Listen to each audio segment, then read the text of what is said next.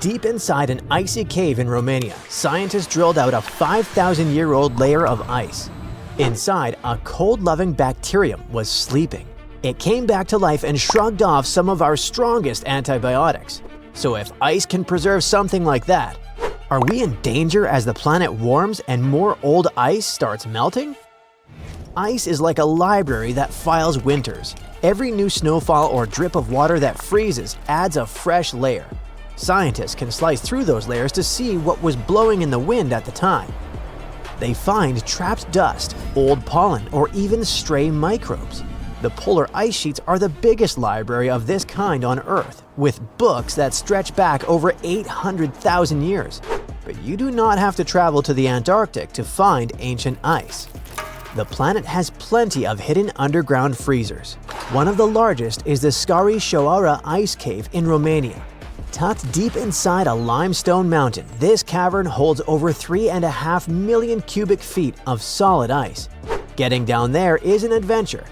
Researchers descend a steep metal staircase about 160 feet into the cave. Standing on the frozen floor, they use hollow drills to carve out giant tubes of ice.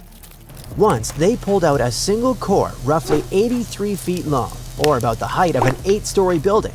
That ice dated back 13,000 years, long before human civilization. But the real surprise was the bacterium they found trapped inside. Bacteria are single tiny cells, basically microscopic bags of chemical reactions. They multiply by copying their DNA and splitting in half. This is a process called binary fission. If conditions are right, they can double their numbers in 20 minutes flat. Most bacteria that can infect us like it warm. Around 98.6 degrees Fahrenheit is their comfort zone, but the one from the Romanian cave belongs to a different kind. The name is foreboding, Psychrobacter. But don't worry, that only means it prefers cold temperatures. It does best in cold, fridge-like temperatures. Our body would be like a sauna for it, but that doesn't mean it's harmless to us. Ice preserves things by hitting the absolute pause button. Deprived of liquid water, the chemical reactions that normally break a cell down come to a complete halt. As long as the deep freeze keeps the cell intact, the germ can survive on standby for millennia. But give it some warmth and fresh nutrients in the lab and it wakes right back up. Scientists tested this strain against 28 antibiotics. It resisted 10 of them. The other 18 still worked, at least to some degree. But 10 failures out of 28 are enough to make scientists pay attention. Then they looked at its DNA. Inside, they found over 100 genes linked to antibiotic resistance, along with almost 600 genes we don't fully understand yet. There's also an important detail. Because this bacterium isn't common, scientists had to compare its behavior with that of similar species. So the resistance is real, but we cannot directly translate it into this is what would happen in a hospital. In lab experiments, the tiny germ showed it could actively interfere with other microbes. Researchers identified 11 specific genes in its DNA that are linked to producing compounds that may suppress or inhibit bacteria, fungi, and possibly even viruses. In simple terms, it's like a small soldier wearing armor. That's antibiotic resistance, but it also carries a few spray cans in its backpack that can damage other microbes. That's not unusual in nature. Microbes constantly compete, and many survive by making molecules that harm their rivals. That's actually how many of our antibiotics were discovered in the first place. So this strain carries two important traits. It can tolerate some antibiotics, and it may produce its own antimicrobial compounds. That combination doesn't make it some unstoppable organism that can eliminate the human race. But it does mean it carries biological tools that had evolved long before humans started making medicine. Here's what makes bacteria like this potentially problematic. Not because it can sprint into your bloodstream and establish a new colony there. It's not built for human body heat. The real headache comes from how bacteria behave around each other. They actively trade genetic upgrades, not like football players trading jerseys. More like coaches exchanging playbooks and learning new tactics. Bacteria pass around tiny DNA rings called plasmids, which contain bonus survival instructions. Other times, germs simply pick up loose genetic code from their surroundings, like finding a dropped wallet. The bottom line? We don't want these antibiotic genes to somehow end up inside a modern bacterium that thrives in humans. Creating a supergerm takes a wildly unlucky chain of events. The ancient germ has to meet a modern one to hand over its DNA. Then the new host has to actually assimilate it. Most of the time, that process fails, but the planet getting warmer could change how often these accidental meetups happen. More mixing means more chances for those upgrades. And we don't have to guess how thaw can cause trouble, because we've already seen a real-world example. In 2016, a heat wave hit the Yamal Peninsula in Siberia, with reports of temperatures around 95 degrees Fahrenheit, which is basically beach weather for a place that's supposed to stay frozen. Soon after, an anthrax outbreak showed up in local reindeer, and there were human infections too. Anthrax is a disease caused by a bacterium called Bacillus anthracis. This bacterium has a survival trick. When conditions get tough, it can turn into a spore. It enters sleep mode and stays like that for decades. The heat helped thaw and disturbed ground that had kept those spores sealed off, and once grazing animals ran into them, the whole cycle started up again. But bacteria aren't the only microbes that cold can preserve. Viruses can make it through too. Scientists have actually pulled ancient giant viruses out of Siberian permafrost. They earned that name for a very literal reason. Normal viruses are so incredibly tiny that you need a highly advanced electron microscope just to see a blurry outline. Giant viruses are huge in comparison. They are physically larger than some bacteria. You could easily spot them using a basic high school microscope, and after 30,000 years inside a cube of ice, researchers successfully revived them. The viruses immediately invaded living cells and started making copies of themselves. To play it safe, the team used simple amoebas as test dummies instead of human cells. But if this can be done with a virus so old, could there be other viruses in permafrost? Maybe something that targets animals or even humans? The short answer is precisely that. Maybe. But hold on, there's no need for a bunker just yet. Viruses are biological specialists. They're extremely picky eaters. To infect a cell, a virus has to latch on to the outside like a key fitting into a lock. A virus designed to infect a woolly mammoth or a prehistoric amoeba probably has the wrong key for a human cell. Our biology is just different enough that the door stays locked. That said, we aren't totally in the clear. Scientists have found genetic traces of things we do know, like the 1918 Spanish flu and even smallpox, preserved in permafrost and frozen remains. But finding broken pieces of genetic code is very different from finding a fully functional virus that can boot up and start an infection. Most of the time, age and background radiation turn these things into harmless leftovers. The realistic threat is not an apocalyptic zombie plague. It's an ecosystem disruption.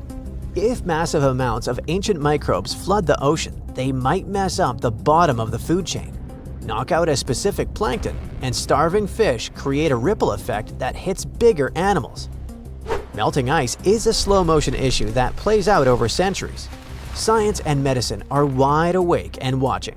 Humanity already has plenty of daily troubles, so prehistoric germs belong near the bottom of your worry list.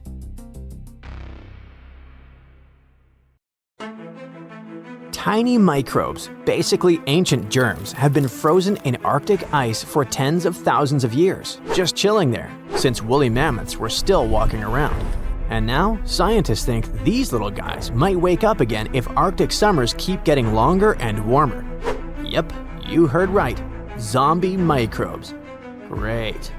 These microbes have been stuck in permafrost, which is soil and ice that stays frozen solid year-round. The top layer melts a bit in the summer, but the really old stuff, those Ice Age microbes, are buried way deeper. They only thaw if things get really warm for months, not just a hot day or two. To To study these microbes, the team went down to the permafrost research tunnel near Fairbanks in Alaska, a long underground hallway 50 feet below the surface, carved right into the ancient frozen ground. The tunnel stretches over 350 feet and lets scientists literally walk through thousands of years of frozen history. By the way, while checking out the walls, the researchers also spotted bones of mammoths and bison sticking out of the ice. One of the reasons why the researchers went to Alaska was to see how fast these ancient microbes could come back to life. Well, they were in for a surprise. These microbes don't need years, centuries, or magic spells to wake up. Just a couple of months of warm weather.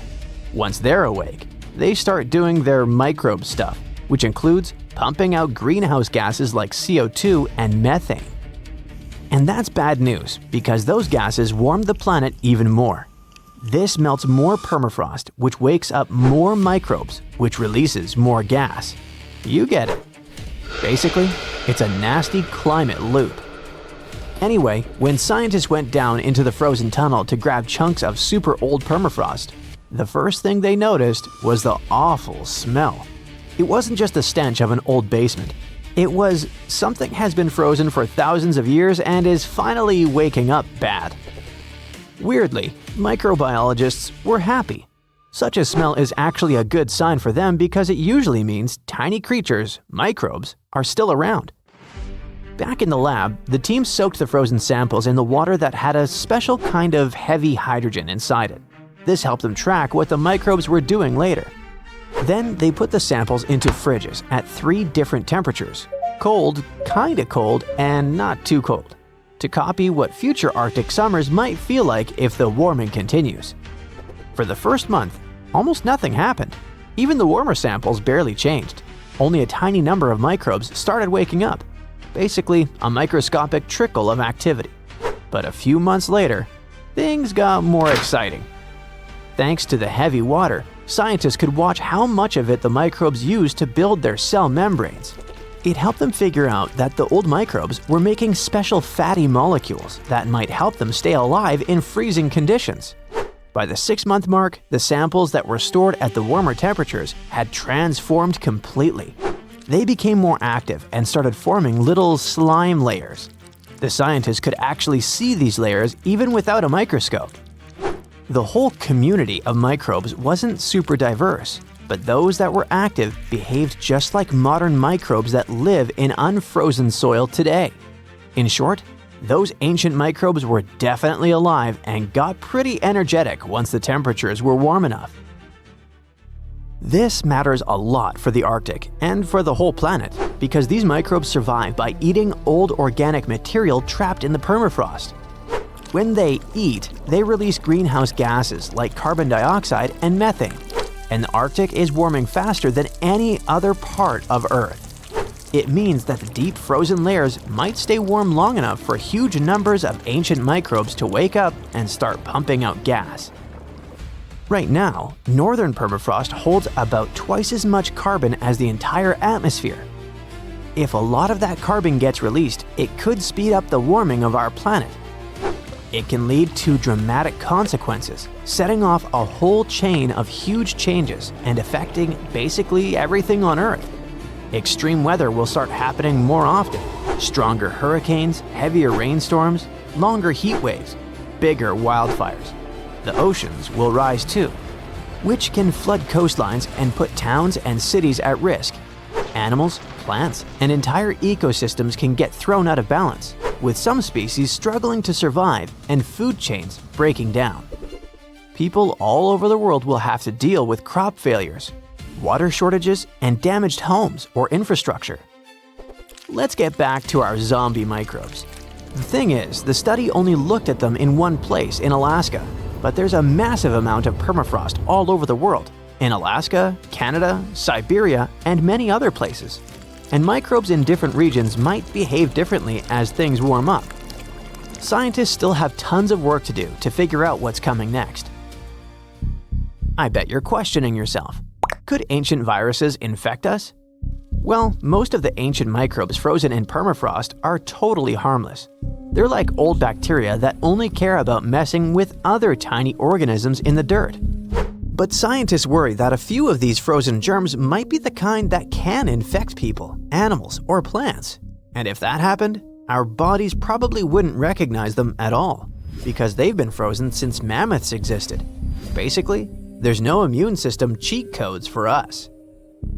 The risks of this happening grow for a number of reasons. For one thing, the Arctic is warming almost 4 times faster than the rest of the planet. Longer summers plus hotter temperatures mean more permafrost melting. So, more ancient stuff is waking up. Plus, people might start digging more around there. Companies will mine more, drill for oil, and ships can travel new routes. All this activity tears open ground that used to stay frozen solid. This increases the chance that someone or something comes across some ancient germ that just woke up. What would actually happen then? We might run into different zoonotic diseases, basically germs that jump from animals to humans. This already happened once. Thawed reindeer carcasses released anthrax, a rare and serious illness which then infected people and animals. Luckily, we do know how to treat anthrax. But what if something even older wakes up? Besides, our immune system might have zero defense. If a virus hasn't been around for tens of thousands of years, humans today would be like, what is that thing? No antibodies, no memories of it, nothing. But the scariest part is that we don't know what's hiding down there. Scientists think permafrost might be storing trillions of frozen microbes, many of which we've never seen before. Some might be boring, and some might be super dangerous. So what if one such virus finally thawed out? The world would be dealing with a disaster no one has ever seen before. This wouldn't look like a normal outbreak. It would feel more like something out of a horror movie. First, the virus would be totally new and our immune systems definitely wouldn't recognize it. That means the virus would spread crazy fast, jumping from person to person. No one would know what to expect. It could cause weird illnesses, sudden fevers, or even something way more dangerous. Stuff as scary as the diseases people faced in old times. Scientists digging in permafrost already look for traces of those ancient diseases, so it's not impossible. Once it escapes, the virus wouldn't stay local for long. With people traveling everywhere and companies rushing into the warming Arctic for mining and shipping, the infection could go from one small Arctic village to major cities all over the world within days. Hospitals would fill up instantly and doctors and nurses would run out of supplies. Businesses would shut down. Food supplies could crash if the virus hit farm animals or crops. Shipping and travel could freeze completely. Fear and panic would spread around the globe almost as fast as the virus itself. There'd be no vaccine and no cure, because no one has ever seen this virus before. Scientists would have to start from zero. In short, a zombie virus outbreak would be totally unpredictable, and the modern world is certainly not ready for it. In 2021, while drilling about 11 feet beneath the surface of permafrost in northeastern Siberia, researchers uncovered a 24,000-year-old frozen life form. And then, they brought it to life. Before cloning it, or better said, it cloned itself. This might sound like the beginning of a sinister horror story, but don't worry, it's actually quite the opposite. What scientists unearthed was a microscopic frozen organism that could fundamentally reshape what we think about evolution and survival. The uncovered tiny creatures are called bdelloid rotifers, microscopic animals with little wheel-like mouths that they use both for moving and feeding. They were first discovered in 1696 and are fairly common in freshwater environments around the world, with a few saltwater species. They might seem unremarkable, but scientists have been studying them since early microscopes made it possible to actually see them. Because even though there are only a few dozen microns wide, they're surprisingly complex, with brains, guts, muscles, and reproductive systems. Could it be that within that complexity lies the secret to ultimate resilience, maybe even for us humans? Let's break it down. These creatures are extremophiles. That means they can survive being completely drained of water at any point in their life cycle, then lie dormant until rehydrated. But that's not all. They can also persevere through some of the harshest conditions on Earth, or in outer space, or even being stuck in the Siberian permafrost wasteland for tens of thousands of years. This is possible because they can enter cryptobiosis, a condition where organisms pause their metabolism and become nearly inactive. It may sound sciencey, but actually, some of the everyday products we eat are stored in a fridge thanks to this phenomenon. Take yeast, for example. Live yeast cells are surrounded by a protective layer made of dead cells and some nutrients. You can keep yeast at room temperature, but if cryptobiosis comes into play, in the form of your fridge or freezer, it stores much better and longer. During cryptobiosis, rotifers accumulate protective compounds like chaperone proteins, which help them repair and recover once favorable conditions return. Chaperone proteins are like tiny bodyguards. Their job is to keep other proteins in the cell from falling apart under pressure. When the body is stressed, whether from heat, cold, toxins, dehydration, or just the natural aging process, the proteins inside our cells can start to misfold. Proteins need to be folded into very specific shapes to function properly, and when that structure breaks down, they become useless, or worse, harmful. Misfolded proteins can pile up and interfere with normal cell function. In some cases, they clump together in ways that poison the cell. This kind of damage is even linked to serious health conditions. So, if rotifers have developed powerful proteins that prevent cellular chaos even under extreme conditions, could we use them to protect human cells from diseases and aging? By analyzing the age of the ice they were found in, scientists figured out that these frozen rotifers were at least 24,000 years old. That's a huge leap from earlier studies, which showed they could survive frozen for only about 10 years. Now that's what you call record-breaking.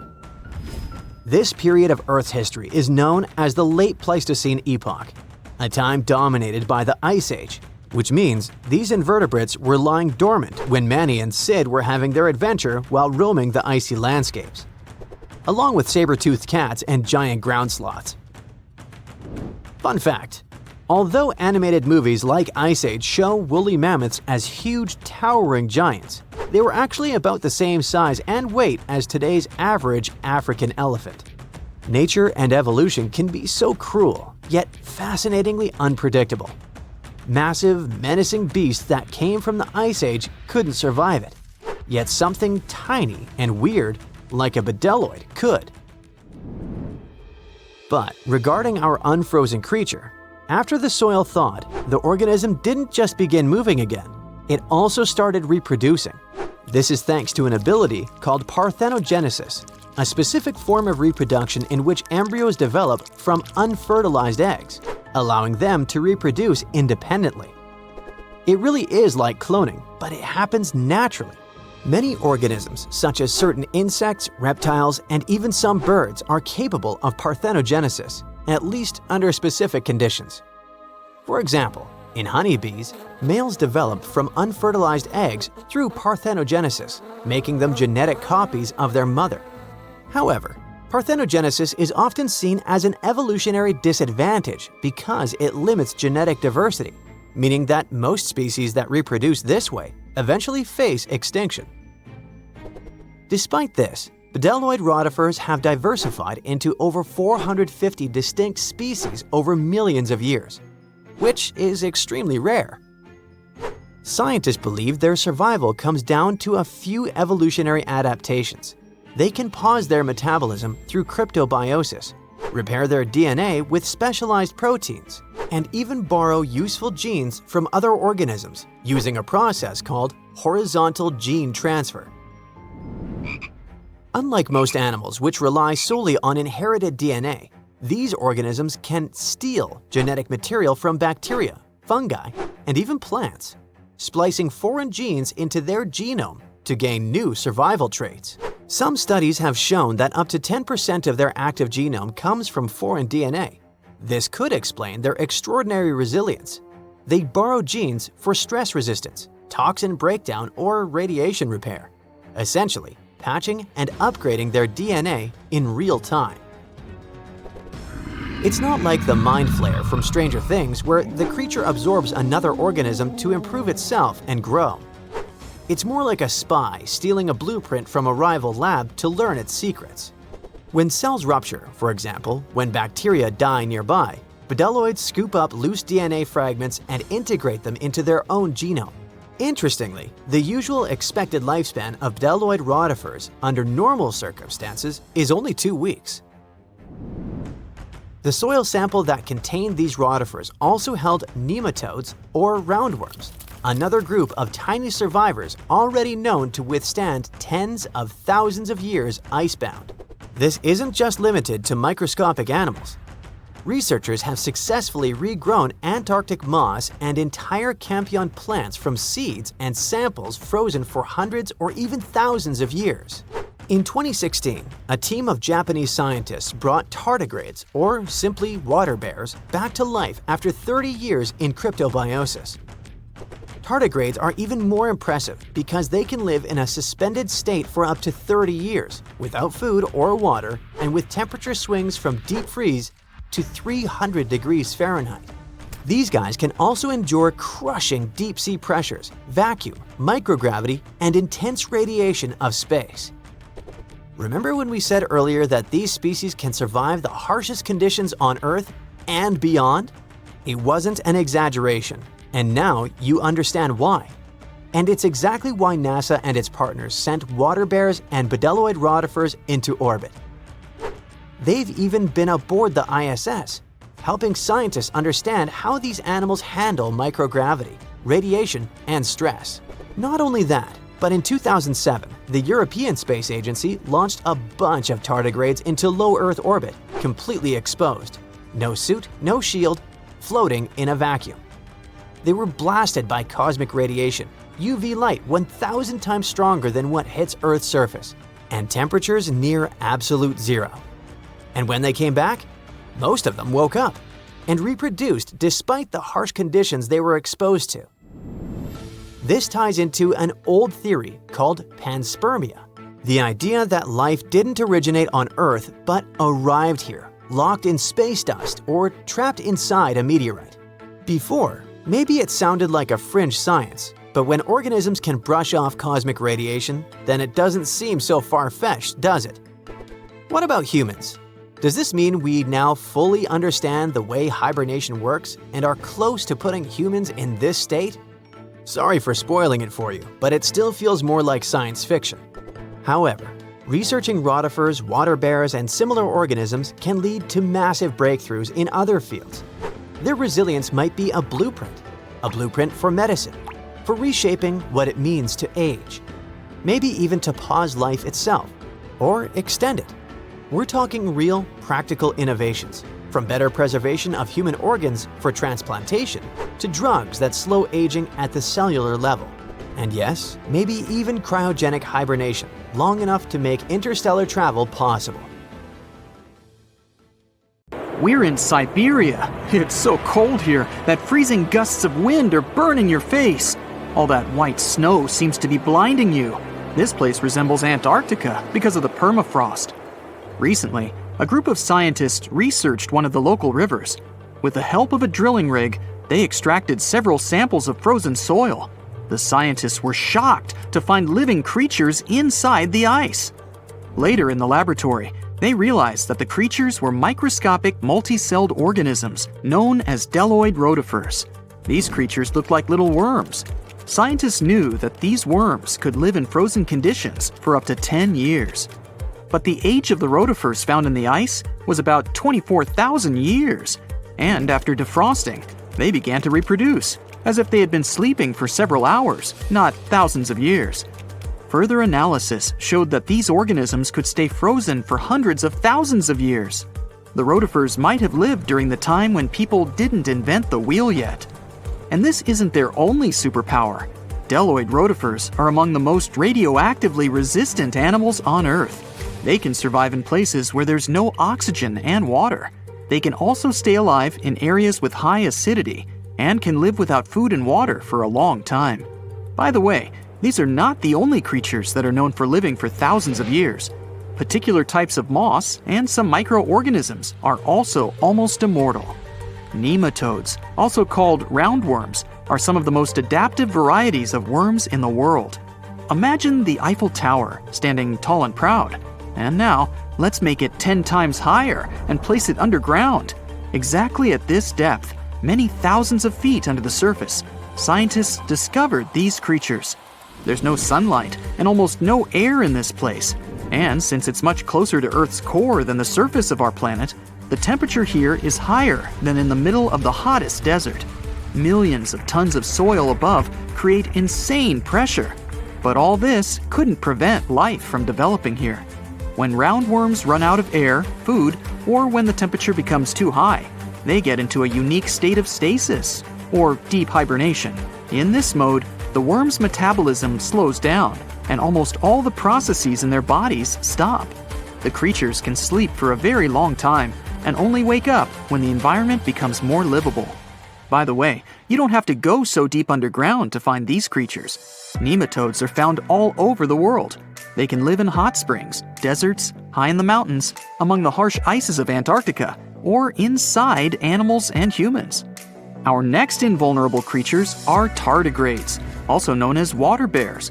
These are microscopic 8-legged invertebrates closely related to arthropods. It's impossible to see them with the unaided eye. But a conventional microscope will allow you to see tardigrades in detail. They look like minuscule bears. They're called water bears because they need a thin layer of water around their bodies at all times. It's necessary to prevent dehydration.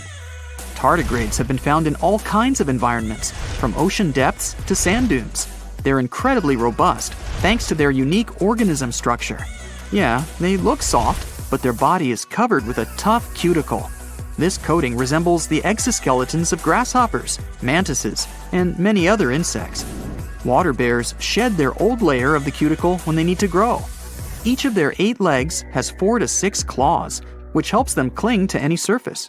The bears can survive at a temperature that's almost 3 times as cold as the temperature in the ice of Antarctica.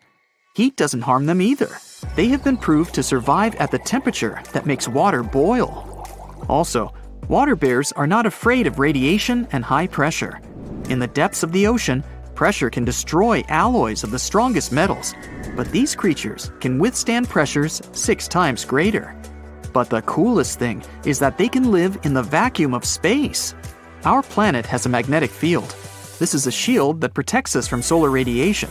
Tardigrades don't need this protection. They can go into near-Earth orbit and come back unharmed, all thanks to a protein protecting their DNA from ionizing radiation. Like other immortal organisms, water bears can fall into a state of cryptobiosis. Tardigrades pull their head and legs inside their bodies and fall asleep. If the surrounding conditions suggest freezing, drying out, or experiencing a lack of oxygen, they will remain in this barrel form until the situation improves. So those are microscopic organisms and microbes that can only be seen through a microscope. But how about something bigger? Meet ironclad beetles. They live in the southwestern US and Mexico.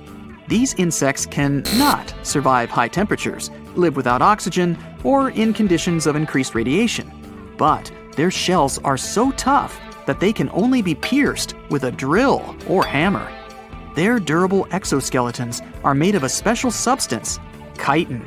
It can also be found in the armor of crabs or shrimp. And still, the chitin of the ironclad beetle is so durable that it allows this creature to withstand the impact of a car moving at high speed. In times of danger, they can hide their whiskers and strong legs in special recesses in their shell.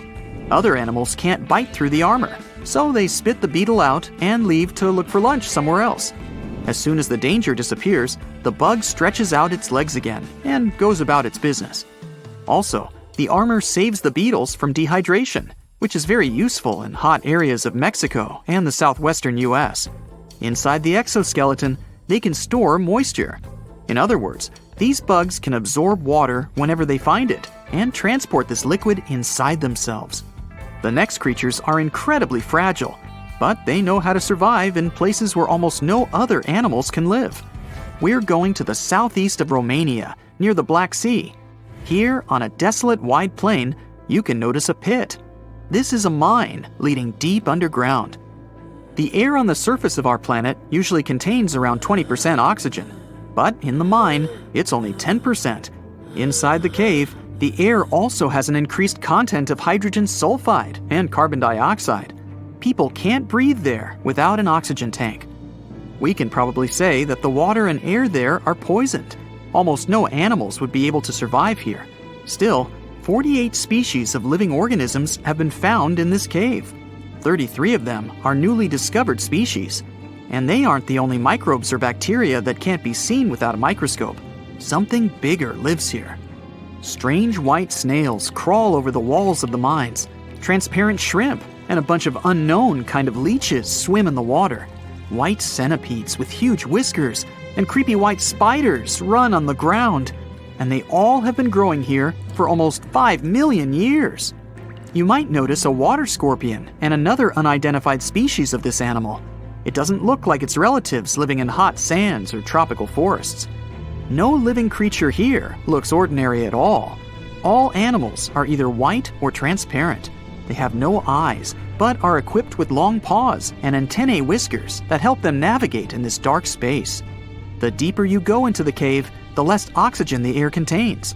But the number of living organisms is increasing. The air is filled with methane and carbon dioxide. All the inhabitants of this cave have never seen the light of the sun and have never gone out of the darkness. It seems impossible to survive in such conditions where plants don't produce oxygen. The answer to the question of their survival is hidden in a small lake. The surface of the water is covered with strange foam. If you look closely, you can see that this white substance is alive. It resembles soft, wet paper that is easy to tear. The thing is billions of living organisms, bacteria called autotrophs. There's much more carbon dioxide in the cave than there is outside, and these bacteria, like plants, absorb it. But they don't do this with the help of photosynthesis, which means they don't need sunlight. They use water for chemosynthesis. What these bacteria secrete is food for other bacteria, and these other bacteria are food for bigger creatures. A unique food cycle that you can't find anywhere else on the planet only exists here. In a frosty Canadian park, hidden deep beneath layers of thick ice, scientists discovered a bizarre skeleton they named the Frozen Dragon. The skeleton had been in the frozen ice for millions of years. It took experts decades to work out the species of this strange fossil. It was identified as a new genus of pterosaur. Pterosaurs were massive flying reptiles with wingspans of over 16 feet. Their heads were 3.5 times the size of their bodies. Pterosaurs lived 76 million years ago when they soared above the dinosaurs. Scientists described them as the biggest, meanest, and most bizarre animals that ever flew. The new genus has been named Cryodragon boreas, which translates to Frozen Dragon of the North Winds. In 2013, a young mountaineer was climbing one of the tallest mountains in Western Europe, Mont Blanc. He noticed a strange metal box poking out of the snow. The mountaineer pried the box open and found that it was filled with precious rubies, emeralds, and sapphires. The climber immediately handed the box to the authorities. It was discovered that the box likely belonged to a passenger on one of 2 flights from India that crashed into the mountain over 50 years ago. The box was valued to be worth over $200,000, and authorities are still searching for the heir to the small box of treasures. In northwest Siberia in 2007, a reindeer herder was on an outing with his sons when he noticed something strange in the ice. The man realized it was a frozen mammoth calf and immediately contacted the local museum. The calf was named Luba and was the best preserved mammoth mummy in the world at the time of its discovery. Luba had been in the ice for 41,800 years and is around 30 to 35 days old. From trunk to tail, the mammoth calf is roughly the same size as a large calf. If you're interested in seeing for yourself, Luba travels to museums all around the world. On the frozen continent of Antarctica, covered in layers of ice and snow, is Mount Erebus, the frozen volcano. The volcano was discovered in the middle of an eruption in 1841 by explorers on an Arctic expedition. The volcano is over 12,000 feet tall and has been active for the last 1.3 million years. Deep within the middle of the volcano is a huge crater filled with large volumes of molten lava.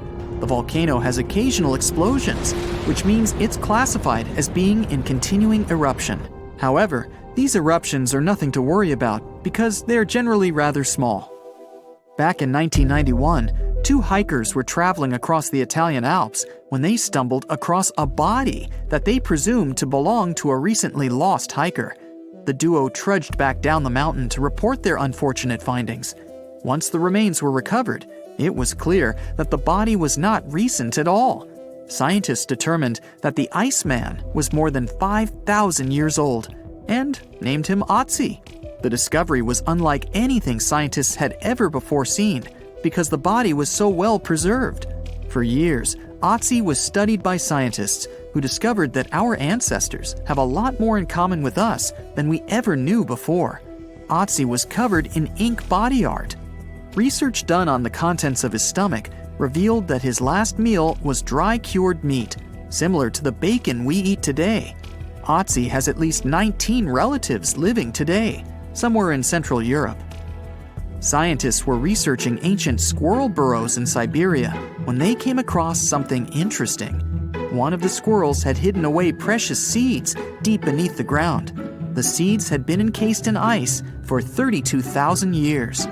The seeds were for the flower Silene stenophilia, which had long since gone extinct. Amazingly, scientists were able to recover plant tissue from inside the seeds and grow an entire crop of flowers.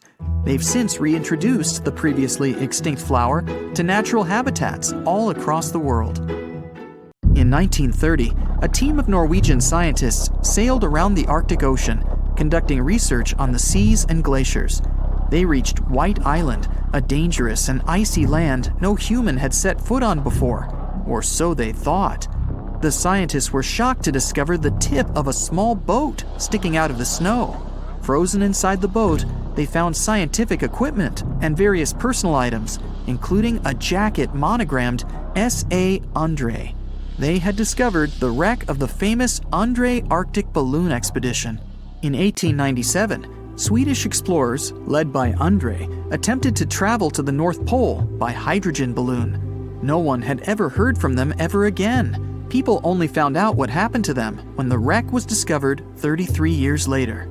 It turns out that the balloon had crashed on White Island only 2 days after departing from Sweden. The explorers traveled along the island on a small makeshift boat, but were unable to make it any further. The best preserved woolly mammoth ever found was discovered in an area of permafrost in Siberia in 2010. Scientists named the frozen mammoth Yucca, after the small village near where it was found. Yucca had been frozen for 39,000 years and is thought to have been around 6 to 8 years old. Because Yucca is so well preserved, it has been studied for years and provided new information about mammoths. In 2019, scientists reported that they were able to activate cells taken from Yucca's tissue. Maybe one day we'll have woolly mammoths roaming the land. From looking at pictures and videos of Antarctica, the continent appears to be freezing cold, covered in snow, and flat, except for a few small hills. Scientists believe that too. When studying the Gomburtsev Mountains in the early 2000s, they were shocked to discover that the small rocky hills were actually the peak of a gigantic mountain formation under a mile of snow. Using radar technology, researchers worked out that the mountains are really around 10,000 feet tall and sprawl across 750 miles. This is around the same size as the European Alps, except hidden under tons of ice and snow. At a gold mine in Siberia, a businessman was examining a nearby river when he noticed something interesting in the frost. It was a small woolly rhino calf that was later named Sasha. The woolly rhino has been extinct for 15,000 years. It's thought that Sasha could have been frozen in the ice for up to 39,000 years. Sasha is unique because it's the only full-body woolly rhino to have ever been discovered. glaciers around the northern Italian town of Pelo have begun to melt. Artifacts from decades and even centuries ago have been discovered pouring out of the ice. Personal belongings from soldiers have been found, things like diaries, photographs, and even love letters. Historians have even uncovered an entire cabin preserved beneath the ice. The cabin was filled with hard metal helmets and clothes. In 1845, Sir John Franklin embarked on an ill-fated expedition to the North Pole. The crew traveled on 2 ships, HMS Erebus and the ironically named HMS Terror. The expedition met with disaster, and both ships were lost to the icy waters. In 2016, the HMS Terror was discovered by a team of researchers. Despite being lost for 170 years, the freezing cold waters had maintained the ship in pristine condition. Scientists describe the ship as frozen in time. Dinner plates and glasses were still on shelves, beds and desks were still in order, and even the passengers' luggage appeared to be in good condition. The HMS Erebus was also discovered nearby, but due to changing water conditions, the ship wasn't in great shape. The glacial ice surrounding a mountain passageway in Norway that was notoriously used by the Vikings has revealed hundreds of ancient artifacts. One of these artifacts was a giant unopened wooden box that was welded together. Researchers were beside themselves with anticipation, waiting to open this box. They believed it would be filled with Viking treasures or artifacts that would give us an insight into ancient society. When they opened the box, all that was inside was a plain old beeswax candle. It turns out that this box wasn't actually as old as they thought it was. By analyzing the candle, they discovered that the box dates back to the 17th century. The age of the Vikings had ended by the 11th century. It's likely that the candle box belonged to a farmer who was shipping it from his summer farm to his winter farm to light up the long nights. Hey, welcome to the Dino New Year's Party. Hey, everyone you know well is here. Tyrannosaurus, Triceratops, Stegosaurus, Raptor, Diplodocus. But there will also be someone new, a guest who will surprise you. You see, paleontologists have discovered a new dinosaur species that was somewhat like the T-Rex, but with a twist. These guys would rather eat a crunchy salad than a juicy steak. Hey, meet this dude. Any guesses on how to pronounce this? Duonicus sacobatri. Thanks, please hold your applause. These are herbivorous guys that belong to the therizinosaurs. But they had one awesome feature. A feature that showed scientists that Duonicus belonged to a new branch of dinosaur evolution, about which little is known. But hey, let's go back to the dino party, shall we? Here you can see dinosaurs with different personalities. The T-Rex is a bully and toothy. The Velociraptor seems to be very toxic and moody. The Triceratops or Stegosaurus are aggressive but silent. You know, like those guys that don't touch anyone, but it's better not to mess with them. So among them all, the Therizinosaurus is a chill guy that will always help, will always keep you company at a party, and will never be annoying.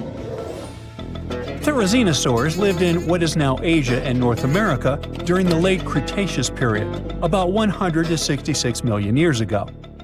Their anatomical features made them look more like predators like the T-Rex, but Therizinosaurs were herbivores, with large crescent-shaped claws. In some species, they reached up to 20 inches. Now imagine how dangerous these monsters would have been had they been carnivorous. But they used their claws to grab tree branches and eat leaves. The Duonicus was quite large, just under 10 feet in length. A hippo was about the same size, and their weight was about 600 pounds, which is almost half the size of a horse. Therizinosaurs had a long mouth, a bit like a duck's nose, and long front paws with 3 thumbs. But the Duonicus, that has been found recently, was unique because it only had 2 fingers on each hand. The 2-fingered dinosaur discovery has sparked joy among paleontologists. Okay, 2 fingers instead of 3, whatever, you might think. But it makes a big difference. It shows how dinosaurs evolved. The latest paleontology news reports that the discovery was made in Mongolia. It was the largest preserved claw in history. Its size was about 11 inches, and it had a curved shape. That means it was like a giant banana. The coolest thing was that the claw was covered with keratin. Our nails are made from this material too. Can you imagine? Large lizards that lived tens of millions of years ago had claws with the same composition as our nails. Nature is amazing, isn't it? Do you know this crazy theory that the T-Rex evolved into a chicken and the velociraptor into an ostrich? There must have been tons of evolutionary changes. But the two-fingered dinosaur discovery offers us a more understandable and more detailed explanation of how dinosaurs evolved. Therizinosaurs had 3 clawed fingers on each paw, but why did nature get rid of one of them? Scientists believe that it was practical. It's possible that a paw with 2 fingers was much stronger and more flexible than a paw with 3. This way, dinosaurs could grab vegetation and branches, like chameleons do. Scientists have also suggested that the 2-fingered long paw helped the dinosaur defend itself, care for its mates, and even play. It's hard to imagine what they could be playing at. Maybe they did high fives or high twos. It would be cool if they had used those paw pliers not only for taking food, but for fighting off predators. And speaking of predators, the T-Rex had a similar front paw structure, but its small paws were useless. It would be cool if the Deinonychus could box with them or climb trees. Yes, it was an herbivore, but that doesn't mean that other bad dinosaurs could bully it. Let's just think that the Deinonychus was kind of weak and formidable to the strong. That's why it would be the most welcome guest at the dinosaur party. But the strangest guest at this party would be the Deinonychus, named Terrible Hands. The case of the Deinonychus shows how dinosaurs evolved from having 3-fingered paws to being 2-fingered. The Deinonychus shows that ancient lizards could evolve into a horse or something else. It sounds weird, but let's get to know this guy better. In 1965, the arms, hands, and shoulder girdle of an unknown dinosaur was discovered in the Gobi Desert in Mongolia. When paleontologists put the bones together, they got 2 long, creepy arms. For many years, those arms remained in the museum without a body. It looked funny and a little scary. Each arm was about 8 feet long. This is more than the tallest basketball players. Paleontologists were trying to find other dinosaur body parts in the Gobi Desert, but their attempts were unsuccessful. The Deinonychus became one of the most famous mysteries in paleontology. How big was the owner of such arms? What did it eat? How did it live? This remained unknown until 2014. According to the latest paleontology news about this lizard, a group of scientists from the Korea Institute of Geoscience and Mineral Resources has discovered other well-preserved remains of the Deinonychus. With their help, paleontologists have managed to recreate the lizard's appearance. And that breakthrough has turned out to be much cooler than the 2-fingered dinosaur discovery. Are you ready? The Deinonychus was colossal, rather slow, with a horse-like head and a spine that formed something like a hump. It looks super weird, even for a science fiction movie. This new dinosaur species belonged to Ornithomimosauria, an ostrich-like species, agile and fast-moving. But not the Deinonychus. Instead of speed and agility, the dinosaur had a large size. It was 36 feet long and weighed 13,200 pounds, which is almost the weight of an adult elephant and the length of half a metro wagon. Despite its size, the Deinonychus was quite harmless. Its long muzzle looked like that of a duck or a horse. It also had no teeth. So, for tyrannosaurs and other predatory giants, it was an easy lunch. And this is not just a guess. Scientists found bite marks on the discovered skeletons of this dinosaur. It seems this poor big dude met some really bad and hungry guys. But what was lunch to this strange lizard itself? It ate almost everything: soft plants, algae, small vertebrates, and fish.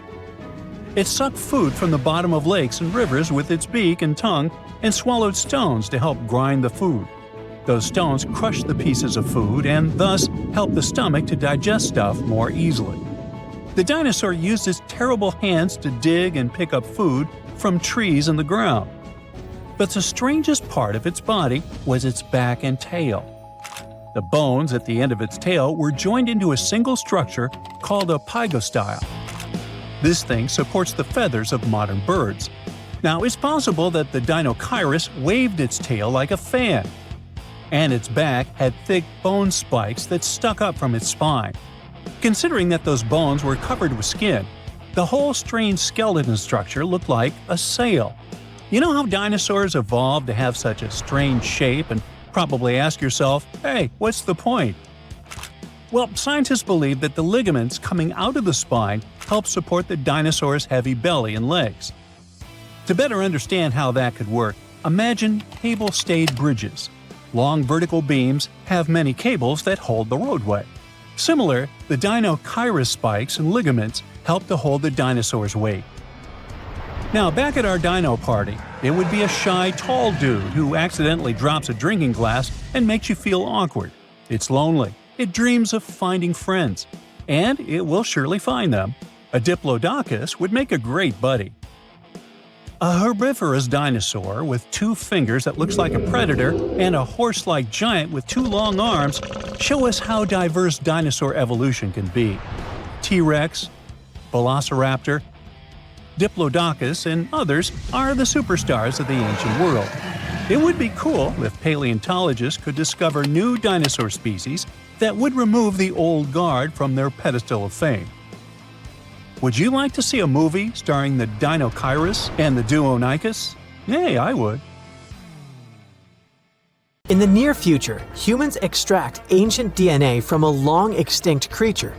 They patch up the missing pieces with genes from a modern-day animal. Then, in a high-tech lab, they bring the species back to life. Sounds familiar?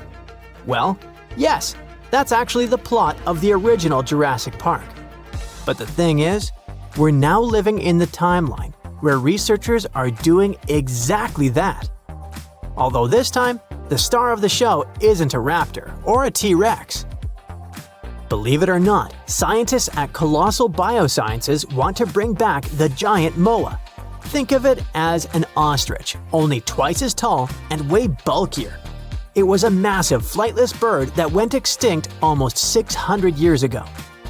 The moa once roamed the forests of New Zealand, towering up to 12 feet tall with its neck stretched. This makes it the tallest bird to ever walk the planet. It weighed almost 500 pounds, but funny enough, that doesn't make it the heaviest bird that ever lived. That crown goes to Madagascar's elephant bird, but still, 500 pounds of bird is not something you want running at you in the woods. The giant moa didn't have wings or a beak built for battle, but it didn't need them. For thousands of years, it lived in peace because it had no natural predators, literally being the top bird. Well, almost.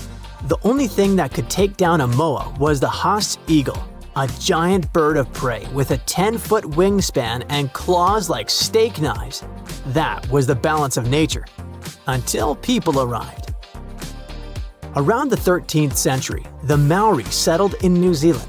And as humans do, they adapted quickly. The moa, big and slow as it was, became a crucial and probably delicious food source.